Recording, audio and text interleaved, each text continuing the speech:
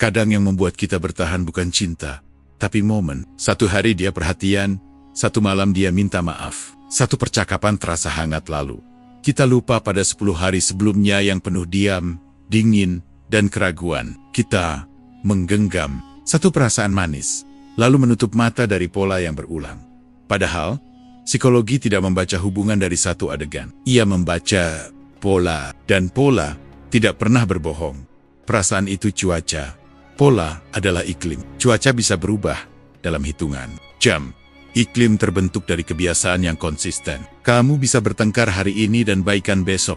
Itu wajar. Tapi jika setiap konflik berakhir dengan kamu yang minta maaf meski bukan salahmu, jika setiap perbedaan selalu membuatmu merasa kecil, jika setiap kamu butuh kepastian justru dianggap menuntut, itu bukan lagi cuaca, itu iklim. Dan kamu sedang hidup di dalamnya. Seringkali kita tertipu oleh intensitas. Hubungan yang penuh drama terasa hidup, terasa dalam, terasa berarti. Padahal yang dalam belum tentu sehat. Psikologi menyebutnya sebagai ketertarikan pada pola yang familiar. Jika sejak awal kamu terbiasa mengejar, kamu akan merasa aneh ketika tidak perlu mengejar. Jika kamu terbiasa cemas, kamu akan menyebut ketenangan sebagai kurang greget. Tanpa sadar, kamu mengulang pola lama, lalu menyebutnya cinta. Stoikisme mengajarkan sesuatu yang sederhana namun keras. Lihat kenyataan apa adanya. Bukan seperti yang kamu harapkan, bukan seperti yang kamu bayangkan akan berubah. Apa yang berulang, itulah karakter. Apa yang konsisten, itulah niat. Seseorang mungkin salah sekali. Itu manusiawi. Tapi jika kesalahan yang sama muncul lagi, dan lagi, dan lagi, itu bukan ketidaksengajaan. Itu pola. Coba berhenti sejenak dari membela dia di dalam kepalamu. Hentikan narasi. Dia sebenarnya baik kok, cuma lagi capek, atau dia berubah karena situasi. Tanyakan hal yang lebih jujur. Dalam 30 hari terakhir, lebih banyak kamu merasa tenang atau cemas? Lebih sering kamu merasa dihargai atau dipertanyakan nilainya? Lebih sering kamu tertawa lepas atau overthinking sendirian? Jangan nilai hubungan dari satu momen romantis. Nilai dari ritmenya. Tubuhmu sebenarnya tahu saat namanya muncul di layar. Apakah dadamu ringan atau justru menegang saat kalian selesai bertemu? Apakah energimu bertambah atau terkuras? Psikologi menyebut ini sebagai respons sistem saraf. Stoikisme menyebutnya sebagai sinyal alamiah yang tidak boleh diabaikan. Kamu mungkin bisa membohongi logika, tapi tubuh jarang salah membaca ancaman. Masalahnya, kita sering takut kehilangan lebih dari takut terluka. Kita bertahan bukan karena bahagia, tapi karena takut sendirian. Lalu setiap ada satu kebaikan kecil, kita jadikan itu bukti bahwa ini layak diperjuangkan. Padahal satu kebaikan tidak menghapus pola pengabaian. Satu pelukan tidak menghapus kebiasaan meremehkan. Satu janji tidak menghapus inkonsistensi.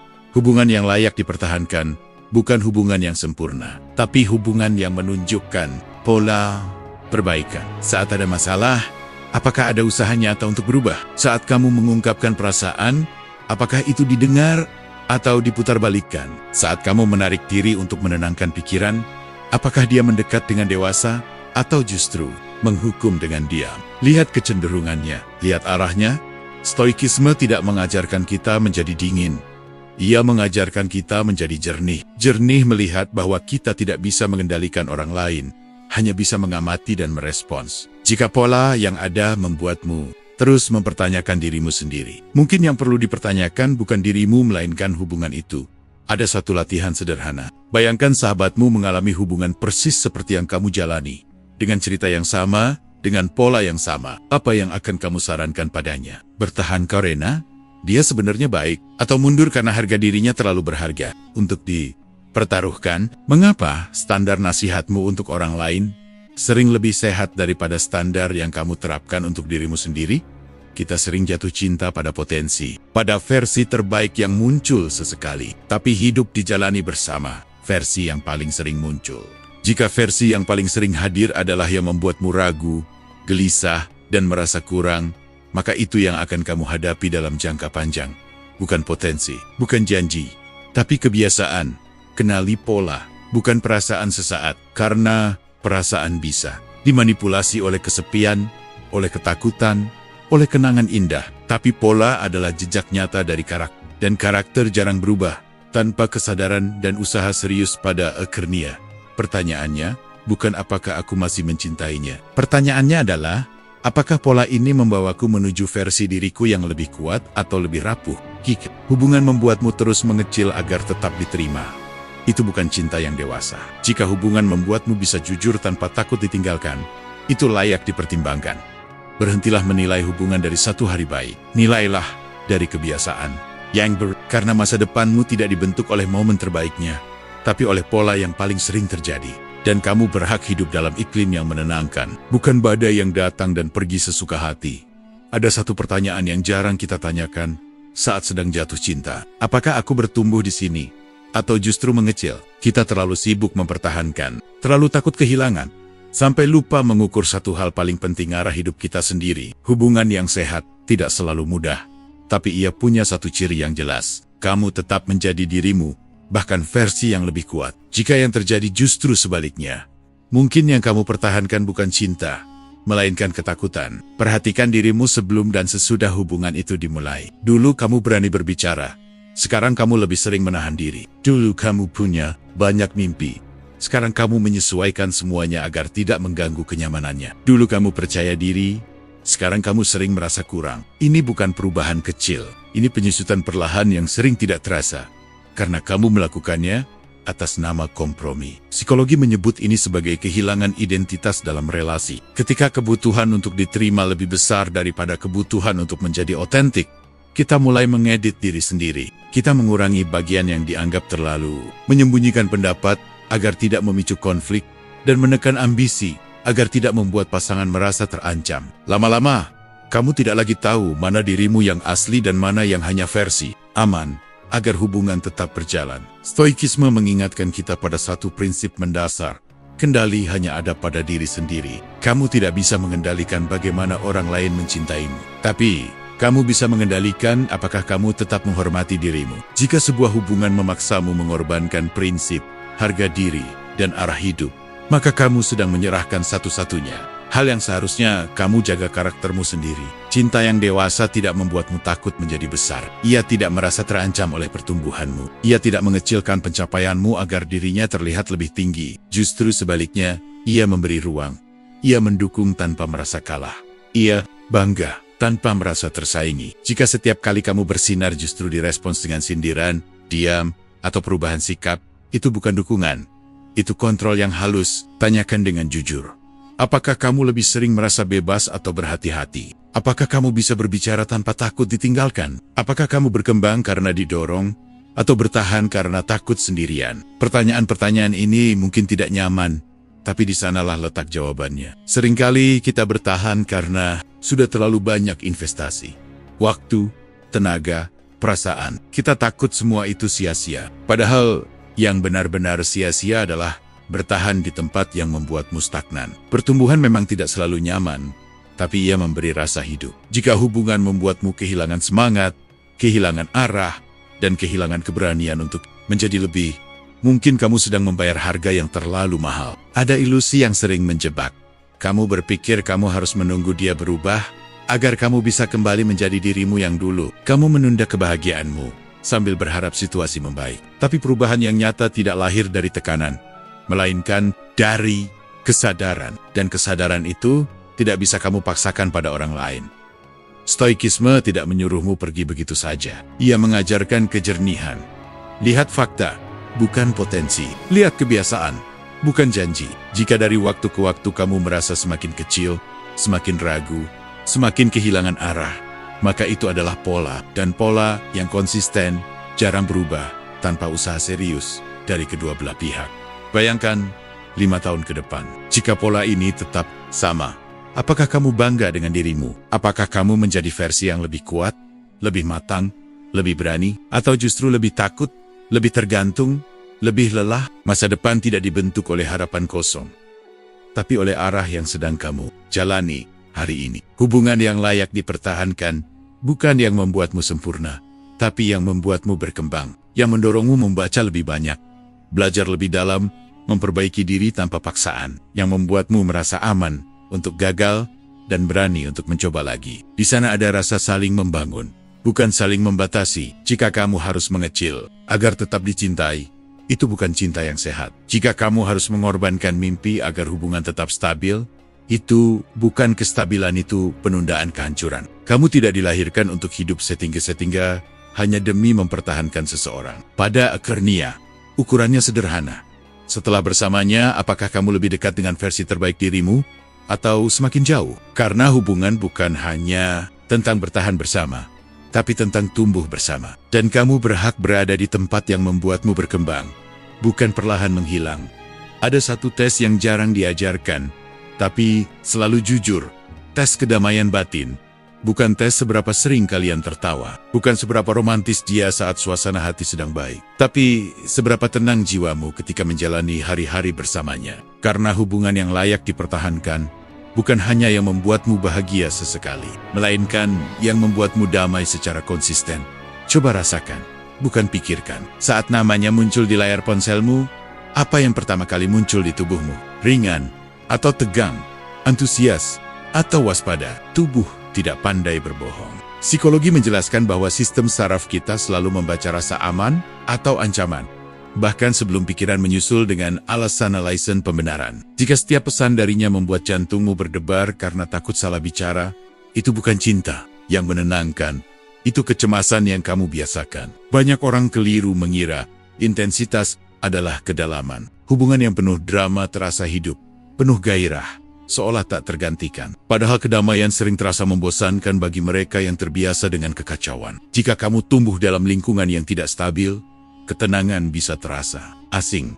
Lalu ketika akhirnya bertemu seseorang yang membuatmu cemas dan tidak pasti, kamu menyebutnya chemistry. Padahal bisa jadi, itu hanya pola lama yang berulang. Tes kedamaian batin sederhana. Dalam 30 hari terakhir, berapa malam kamu tidur dengan pikiran tenang? Dan berapa malam kamu overthinking? Berapa kali kamu merasa cukup apa adanya? Dan berapa kali kamu merasa harus membuktikan diri agar tidak ditinggalkan? Hubungan sehat tidak menghilangkan masalah, tapi ia tidak membuatmu terus-menerus mempertanyakan nilai dirimu. Stoikisme berbicara tentang ataraksia ketenangan batin yang lahir dari kejernihan melihat realitas. Kamu tidak bisa mengendalikan pasanganmu sepenuhnya. Kamu tidak bisa memaksa dia membalas pesan lebih cepat atau menjadi lebih peka. Tapi bisa mengamati dampaknya terhadap jiwamu. Jika setiap interaksi mengikis ketenanganmu, itu adalah fakta yang tidak bisa diabaikan. Perhatikan juga, setelah kalian bertemu, apakah energimu bertambah atau justru terkuras? Apakah kamu merasa dipahami atau justru harus menjelaskan dirimu berulang-ulang tanpa pernah benar-benar didengar? Kedamaian bukan berarti tanpa konflik. Kedamaian berarti meski ada konflik, kamu tetap merasa aman. Aman untuk berbeda. Amen on talk. Jujur, aman untuk menjadi dirimu sendiri. Ada hubungan yang membuatmu selalu siaga. Kamu takut salah kata, takut terlalu membutuhkan, takut terlihat lemah. Lama-lama kamu hidup dalam mode bertahan, dan ketika itu berlangsung cukup lama, kamu mulai menyebutnya normal. Inilah jebakan terbesar. Terbiasa dengan ketidaktenangan. Tes lainnya adalah keheningan. Coba beri jarak sejenak, bukan untuk menghukum, bukan untuk bermain strategi, tapi untuk mendengar dirimu sendiri. Saat tidak ada pesan, tidak ada pertemuan, tidak ada distraksi, apa yang kamu rasakan? Rindu yang hangat, atau justru lega yang menenangkan? Terkadang, jawaban paling jujur muncul saat kamu berhenti berinteraksi. Psikologi menyebut adanya trauma bonding, di mana ketegangan dan kelegaan datang bergantian, menciptakan ketergantungan emosional. Hari ini kamu terluka, besok dia manis sekali. Hari ini kamu diabaikan, besok dia memberi perhatian besar. Pola naik turun ini menciptakan ilusi kedalaman. Padahal yang terjadi adalah siklus kecanduan emosional. Kedamaian sejati tidak naik turun. Se-ekstrem itu, ia stabil, ia konsisten. Stoikisme mengajarkan bahwa kualitas hidup diukur dari kualitas pikiran. Jika hubunganmu membuat pikiranmu terus gaduh, terus cemas, terus curiga, maka itu sinyal. Cinta yang matang tidak membuatmu merasa seperti sedang berjalan di atas kaca tipis. Ia membuatmu merasa berpijak di tanah yang kokoh. Tanyakan pada dirimu dengan jujur, jika tidak ada rasa takut kehilangan, apakah kamu masih memilih bertahan? Jika tidak ada kenangan indah masa lalu, apakah pola hari ini cukup membuatmu damai? Karena yang kamu jalani bukan masa lalu. Yang kamu jalani adalah hari ini. Dan hari ini harus cukup sehat untuk dipertahankan. Kedamaian batin bukan kemewahan. Itu kebutuhan. Kamu boleh mencintai seseorang sepenuh hati, tapi jangan sampai kamu kehilangan ketenangan demi mempertahankannya. Karena hubungan yang layak dipertahankan bukan yang paling membuatmu berdebar, melainkan yang paling membuatmu tenang. Jawaban dari semua kebingunganmu bukan tersembunyi dalam kata-katanya, bukan dalam janji-janjinya, tapi dalam sunyi yang kamu rasakan setiap malam sebelum tidur. Jika di sana ada damai, mungkin kamu berada di tempat yang tepat. Tapi jika yang ada hanya gelisah yang kamu paksa untuk dimengerti, mungkin sudah waktunya kamu berhenti menipu diri sendiri. Ada satu hukum sederhana dalam hubungan yang sering kita abaikan karena terlalu sibuk mencintai. Hukum timbal balik bukan tentang siapa memberi lebih banyak, tapi tentang apakah memberi dan menerima mengalir dua arah. Karena cinta yang sehat tidak terasa seperti perjuangan sepihak, ia terasa seperti kerjasama. Coba jujur pada dirimu sendiri. Siapa yang lebih sering memulai percakapan? Siapa yang lebih sering mengalah? Siapa yang lebih sering meminta maaf lebih dulu? Bahkan saat bukan sepenuhnya salah. Jika hampir semua jawabannya adalah kamu, maka kamu tidak sedang berada dalam hubungan. Kamu sedang berusaha mempertahankan sesuatu sendirian. Psikologi menyebut prinsip ini sebagai reciprocity, kecenderungan alami manusia untuk membalas perlakuan yang diterima. Jika seseorang menghargaimu, ia akan menunjukkan usaha. Jika seseorang peduli, ia akan hadir tanpa harus selalu diingatkan. Ketika timbal balik hilang, hubungan berubah menjadi ketidakseimbangan. Dan ketidakseimbangan yang berlangsung lama melahirkan kelelahan emosional. Masalahnya, banyak orang takut menguji keseimbangan ini. Mereka terus memberi karena takut jika berhenti, semuanya akan runtuh. Mereka terus mengejar karena takut jika diam, pasangannya akan pergi. Padahal, disitulah tes yang sebenarnya. Jika kamu berhenti mengejar dan dia ikut berhenti mendekat, mungkin dari awal kamu memang satu satania yang berlari. Stoikisme mengajarkan tentang harga diri yang tidak bergantung pada respons orang lain. Kamu boleh mencintai, tapi jangan sampai memohon. Kamu boleh berusaha, tapi jangan sampai mengorbankan martabat. Ketika kamu terus-menerus memberi tanpa menerima, kamu sedang mengirim pesan bahwa usahamu bisa dianggap biasa saja. Lama-lama, itu menjadi standar baru. Perhatikan pola kecil. Saat kamu berbagi cerita penting, apakah dia mendengarkan dengan utuh atau hanya setengah hati? Saat kamu sedang sulit, apakah dia hadir atau menghilang? Saat kamu sukses, apakah dia ikut bangga atau justru mengecilkan? Timbal balik bukan hanya soal materi atau waktu. Ia tentang energi, perhatian, dan komitmen. Ada hubungan yang terlihat berjalan, tapi sebenarnya ditopang oleh satu pihak yang terus mendorong. Seperti mendorong mobil mogok sendirian, kamu bisa membuatnya bergerak beberapa meter, tapi kamu akan kehabisan tenaga. Dan saat kamu lelah, mobil itu berhenti. Kamu kurang kuat. Tapi karena sejak awal mesinnya tidak pernah benar-benar hidup dari dua sisi, tesnya sederhana namun berat. Berhenti sejenak, bukan untuk bermain strategi manipulatif, tapi untuk melihat realitas. Kurangi inisiatifmu sedikit, kurangi pesan panjangmu, kurangi usaha berlebihanmu, lalu lihat apakah dia mengisi ruang itu, atau membiarkannya kosong. Responsnya adalah jawaban yang selama ini kamu cari. Seringkali kita takut melihat hasil tes ini, karena kita sudah tahu jawabannya. Kita tahu bahwa jika kita berhenti berjuang, mungkin tidak ada lagi yang tersisa. Dan itu menyakitkan, tapi lebih menyakitkan lagi jika kamu terus hidup dalam ilusi bahwa semuanya baik-baik saja, padahal kamu satu-satunya yang menjaga api tetap menyala. Hubungan yang layak dipertahankan membuat dua orang sama-sama barusi tidak selalu seimbang setiap hari.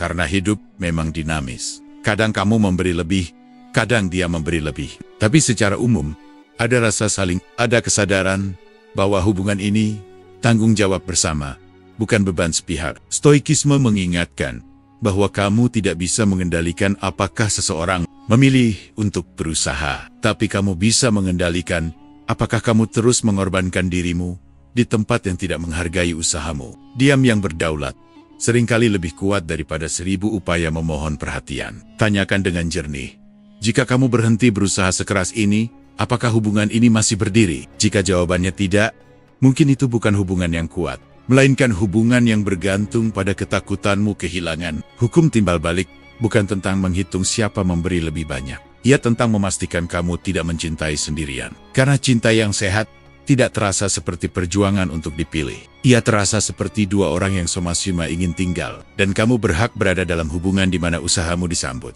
bukan diabaikan, di mana kehadiranmu dihargai, bukan dianggap pasti. Jika timbal balik itu ada, pertahankan. Jika tidak, Mungkin yang perlu kamu pertahankan adalah dirimu sendiri. Tidak ada hubungan tanpa konflik. Dua kepala, dua latar belakang, dua cara berpikir, pasti akan berbenturan. Tapi yang jarang kita sadari adalah ini. Konflik bukan penentu hancur atau tidaknya sebuah hubungan. Cara kalian bertengkarlah yang menentukan. Konflik bisa menjadi alat pendewasaan, atau justru menjadi pisau yang perlahan mengikis rasa hormat. Banyak orang takut pada pertengkaran. Mereka berpikir, jika sering ribut berarti tidak cocok. Padahal hubungan yang terlalu tenang pun belum tentu sehat. Bisa jadi salah satu hanya menahan diri. Bisa jadi salah satu memilih diam karena lelah menjelaskan. Jadi masalahnya bukan ada atau tidaknya konflik. Masalahnya adalah, setelah konflik, apakah kalian lebih memahami satu sama lain? Atau justru semakin menjauh? Perhatikan bagaimana dia bersikap saat marah. Apakah dia menyerang masalahnya? Atau menyerang pribadimu? Apakah dia berkata, masalahnya ini? Atau justru, kamu memang selalu begini? Kalimat kedua, bukan penyelesaian.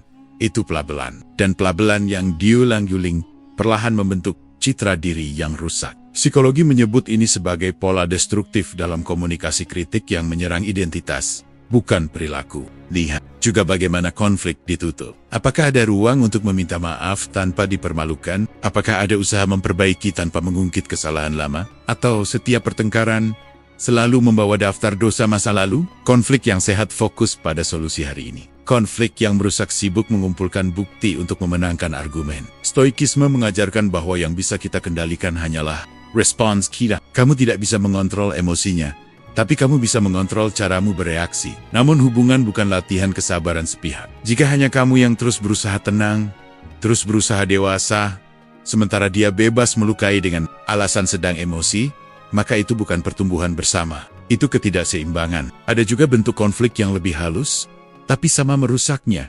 Gaslighting. Ketika kamu mengungkapkan perasaan, lalu dibalas dengan, kamu terlalu sensitif, atau kamu saja yang salah paham. Lama-lama kamu mulai meragukan persepsimu sendiri. Kamu mulai berpikir mungkin memang kamu yang berlebihan. Padahal perasaanmu valid. Perasaan tidak pernah salah. Yang perlu dibahas adalah perilaku yang memicunya. Hubungan yang menguatkan membuat konflik terasa seperti proses belajar. Tidak nyaman, tapi ada arah. Ada kesediaan untuk mendengar. Ada jeda untuk mendinginkan kepala. Ada niat memperbaiki, bukan sekadar menang. Setelah bertengkar, kamu mungkin lelah, tapi tidak merasa direndahkan. Kamu mungkin kecewa, tapi tidak merasa tidak berharga. Sebaliknya, hubungan yang menghancurkan membuat setiap konflik terasa seperti ancaman. Kamu takut berbicara, karena khawatir akan berakhir lebih buruk. Kamu menahan pendapat agar tidak memicu ledakan. Kamu memilih diam bukan karena bijak, tapi karena takut. Jika setiap perbedaan pendapat membuatmu merasa tidak aman, itu bukan dinamika sehat. Tesnya sederhana, namun jujur. Setelah konflik, apakah kamu merasa lebih dekat atau lebih jauh? Apakah rasa hormat tetap ada atau terkikis? Apakah kamu merasa didengar atau hanya ditoleransi? Karena konflik yang sehat justru memperdalam koneksi. Ia membuka sisi yang belum terlihat, lalu mengajarkan cara mencintai dengan lebih matang. Stoikisme berbicara tentang kebajikan kesabaran, pengendalian diri, dan keadilan. Jika dalam konflik salah satu selalu merasa benar, selalu merasa paling terluka, selalu merasa paling berhak marah, maka tidak ada keadilan di sana. Dan tanpa keadilan, cinta akan berubah menjadi dominasi. Jangan tertipu oleh momen manis setelah pacik. Beberapa hubungan menciptakan siklus. Ledakan, tangisan, permintaan maaf besar, lalu kembali hangat. Sebelum siklus itu terulang lagi, intensitas rekonsiliasi sering disalahartikan sebagai kedalaman cinta. Padahal itu hanya pola nekturon yang melelahkan. Hubungan yang layak dipertahankan bukan yang bebas konflik, tapi yang mampu mengelola konflik tanpa menghancurkan satu sama lain. Di sana, kamu tetap merasa aman meski berbeda. Kamu tetap merasa dihargai meski tidak sepakat. Kamu tahu bahwa masalah adalah sesuatu yang dihadapi bersama, bukan senjata untuk saling melukai. Tanyakan pada dirimu dengan jernih.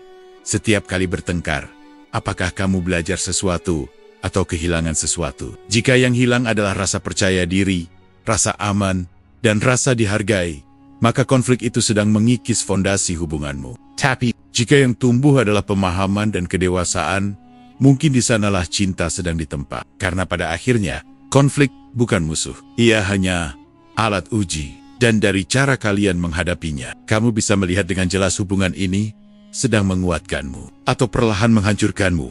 Cinta bisa membuat dua orang merasa dekat, tapi nilai hiduplah yang menentukan apakah mereka bisa berjalan jauh. Banyak hubungan tidak hancur karena kurangnya rasa, melainkan karena arah yang berbeda. Di awal semuanya terasa ringan, perbedaan terlihat menarik. Cara pandang yang tidak sama terasa seperti warna baru, tapi waktu tidak hanya menguji rasa. Ia menguji prinsip. Nilai hidup bukan soal hobi atau selera musik. Ia menyentuh hal-hal yang lebih dalam cara memandang komitmen, cara mengelola uang, cara menghargai keluarga, cara melihat masa depan. Di sinilah sering muncul gesekan yang tidak bisa diselesaikan hanya dengan saling pengertian. Karena ada perbedaan yang bisa dikompromikan, dan ada yang jika dipaksakan justru mengikis dirimu perlahan. Coba tanyakan dengan jujur apakah kalian menginginkan masa depan yang searah, atau kamu dayam-dayam berharap dia akan berubah. Mungkin kamu menginginkan stabilitas, sementara dia menikmati ketidakpastian. Kamu ingin membangun sesuatu yang serius, sementara dia masih ingin melihat kemana arah angin bertiup. Kamu menghargai kesetiaan sebagai prinsip utama, sementara dia melihatnya sebagai sesuatu yang fleksibel. Perbedaan seperti ini bukan kecil. Ia adalah fondasi. Psikologi relasi menyebut pentingnya value, alignment, keselarasan nilai dasar. Tanpa itu, hubungan akan dipenuhi negosiasi tanpa akhir. Setiap keputusan besar menjadi tarik ulur. Setiap rencana masa depan terasa berat karena tidak ada visi yang benar-benar disepakati. Kamu mungkin bisa bertahan 1 atau 2 tahun dengan kompromi. Tapi jika kompromi itu selalu datang dari satu sisi, lama-lama kamu tidak lagi tahu apa yang kamu perjuangkan. Stoikisme mengajarkan hidup selaras dengan prinsip, bukan mengikuti arus hanya demi diterima. Jika dalam hubungan kamu harus terus-menerus menekan keyakinanmu sendiri agar tidak terjadi konflik, maka kamu sedang hidup tidak selaras. Dan hidup yang tidak selaras selalu melahirkan kegelisahan. Kamu mungkin tersenyum di luar, tapi di dalam ada suara kecil yang terus bertanya, apakah ini benar untukku? Ada orang yang menunda pembicaraan tentang nilai karena takut merusak suasana. Mereka memilih menikmati momen tanpa membahas masa depan. Padahal diam tidak menghapus perbedaan. Ia hanya menundanya. Dan ketika akhirnya perbedaan itu muncul di persimpangan hidup soal pernikahan, anak, karier, prioritas rasanya jauh lebih menyakitkan karena sudah terlalu dalam untuk mundur dengan ringan. Perhatikan juga bagaimana dia merespons prinsipmu. Apakah ia menghargainya meski tidak sepenuhnya? Setuju atau justru meremehkan dan menganggapmu terlalu kaku? Cinta yang dewasa tidak memaksamu meninggalkan nilai inti demi menjaga hubungan. Ia mungkin mengajak berdiskusi, tapi tidak memaksa kamu mengkhianati dirimu sendiri. Ada perbedaan antara kompromi dan pengorbanan identitas. Kompromi adalah dua orang yang suma-suma menyesuaikan diri. Pengorbanan identitas adalah satu orang yang terus mengalah hingga kehilangan arah. Jika setiap diskusi tentang masa depan selalu membuatmu merasa harus menekan keinginan terdalam, mungkin bukan hanya caranya yang berbeda, mungkin tujuan kalian memang tidak sama. Stoikisme juga mengingatkan bahwa tidak semua hubungan harus dipertahankan hanya karena terasa nyaman hari ini. Kebijaksanaan adalah kemampuan melihat jangka panjang. Jika arah hidup kalian bertolak belakang, rasa hari ini tidak cukup untuk menjamin kebahagiaan esok. Dan mencintai seseorang tidak berarti kamu harus mengorbankan prinsip yang membentuk siapa dirimu. Bayangkan 5 atau 10 tahun ke depan dengan pola nilai yang sama seperti sekarang. Apakah kamu bisa hidup dengan itu tanpa merasa kehilangan sesuatu yang penting? Apakah kamu bisa menerima perbedaan itu tanpa terus berharap perubahan? Karena berharap tanpa realita hanya akan melahirkan kekecewaan yang berulang. Hubungan yang layak dipertahankan bukan yang bebas perbedaan, tapi yang memiliki arah yang selaras. Di sana, visi masa depan terasa mungkin. Diskusi terasa membangun. Perbedaan menjadi pelengkap, bukan jurang. Kamu tidak merasa sendirian dalam memikirkan hari esok, karena ada kesepahaman tentang apa yang ingin dibangun bersama. Pada akhirnya, pertanyaannya bukan seberapa besar kamu mencintainya, tapi apakah kalian berjalan ke arah yang sama? Karena cinta tanpa arah hanya akan membuat lelah di tengah jalan. Dan kamu berhak berada dalam hubungan yang bukan hanya hangat hari ini, tapi juga jelas tujuannya esok hari. Ada perbedaan tipis antara membutuhkan dan terhubung. Dari luar terlihat sama dua orang saling dekat, saling mencari, saling merasa tidak lengkap tanpa yang lain. Tapi di dalamnya, kualitasnya berbeda jauh. Yang satu lahir dari kelimpahan, yang lain lahir dari kekosongan. Pertanyaannya sederhana, namun jujur, Kamu bersamanya karena ingin, atau karena takut sendirian. Ketergantungan sering menyamar sebagai cinta yang dalam. Kamu merasa dia adalah satu-satunya sumber bahagiamu. Moodmu naik turun mengikuti responsnya. Jika dia hangat, harimu cerah. Jika dia dingin, duniamu runtuh. Tanpa sadar, pusat kendali emosimu berpindah dari dalam dirimu ke tangannya. Dan itu bukan koneksi, itu penyerahan. Psikologi menjelaskan adanya pola keterikatan atau attachment style. Ada yang cemas, selalu takut ditinggalkan. Ada yang menghindar, selalu butuh jarak. Ketika pola ini bertemu tanpa kesadaran, hubungan bisa berubah menjadi siklus mengejar dan menjauh. Kamu merasa semakin ingin mendekat saat dia menjauh.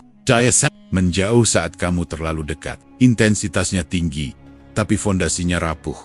Koneksi yang sehat berbeda. Ia tidak membuatmu kehilangan pusat dirimu. Kamu tetap punya hidup, mimpi, rutinitas, dan kebahagiaan di luar dirinya. Kamu bisa menikmati waktu bersama, tapi juga tetap utuh saat sendiri. Kehadirannya menambah warna, bukan menjadi satu-satunya cahaya. Ada rasa rindu, tapi tidak ada rasa panik. Stoikisme berbicara tentang kemandirian batin. Siap kehilangan bukan berarti tidak peduli. Itu berarti kamu sadar bahwa kebahagiaanmu tidak boleh bergantung sepenuhnya pada sesuatu yang tidak bisa kamu kontrol. Jika kamu mencintai seseorang tapi tidak siap kehilangan, kamu akan terus hidup dalam ketakutan. Ketakutan itu yang membuatmu menoleransi hal-hal yang seharusnya tidak kamu terima. Coba bayangkan satu skenario jujur.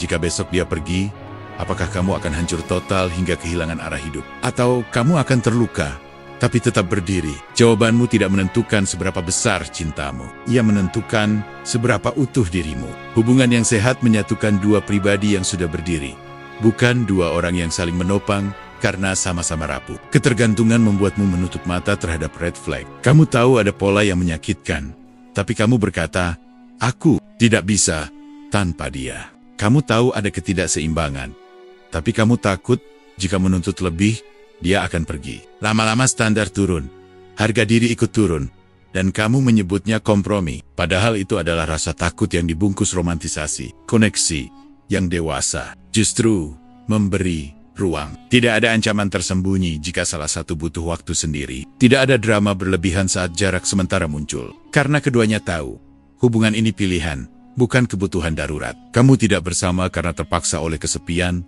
tapi karena sadar ingin berjalan bersama. Perhatikan juga bagaimana kamu melihat dirimu di dalam hubungan itu. Apakah kamu merasa kuat, atau justru semakin bergantung? Apakah kamu berani berkata tidak, atau selalu takut membuatnya kecewa?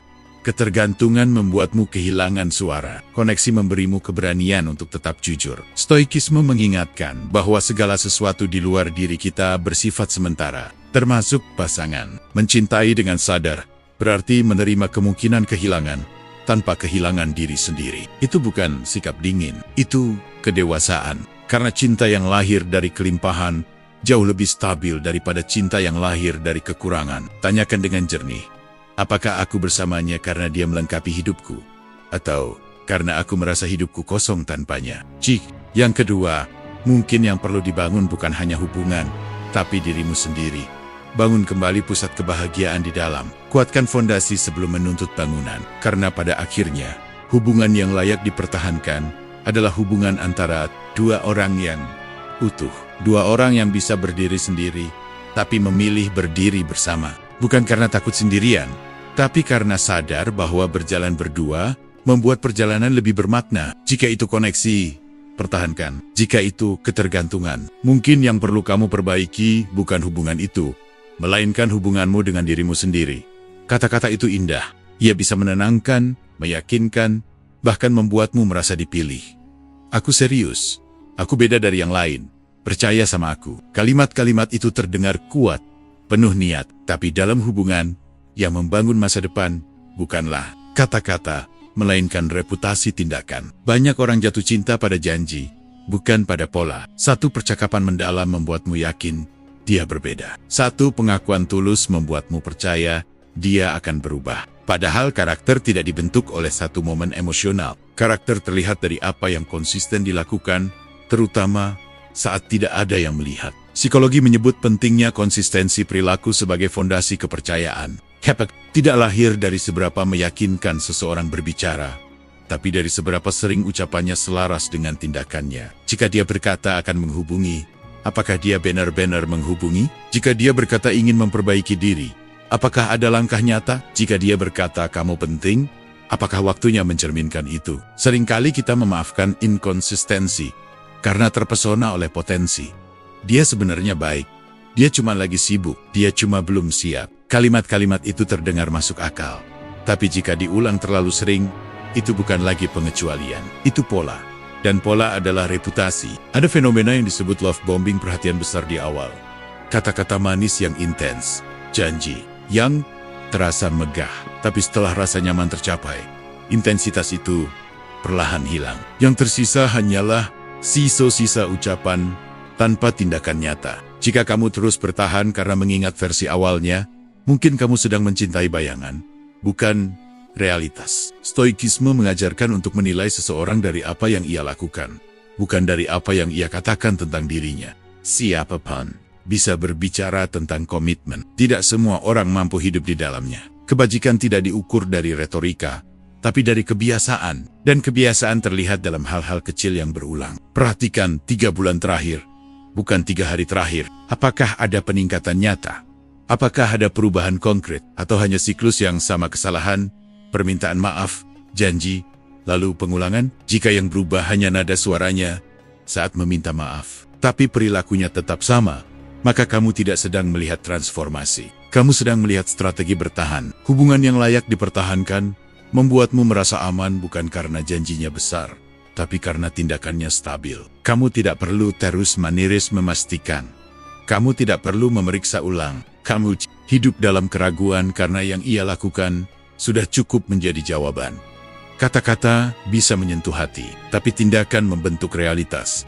Dan realitaslah yang akan kamu jalani setiap hari. Jika dia sering berkata, kamu prioritas tapi waktunya selalu untuk hal lain, maka prioritas itu hanya ilusi. Jika dia berkata ingin masa depan bersamamu, tapi tidak pernah membicarakan langkah konkret, maka masa depan itu hanya wacana. Stoikisme juga mengingatkan bahwa kita tidak bisa memaksa orang untuk bertindak sesuai harapan kita. Yang bisa kita lakukan hanyalah mengamati dan memutuskan apakah tindakan itu sejalan dengan nilai kita. Berhenti berharap pada versi ideal yang belum pernah benar-benar muncul.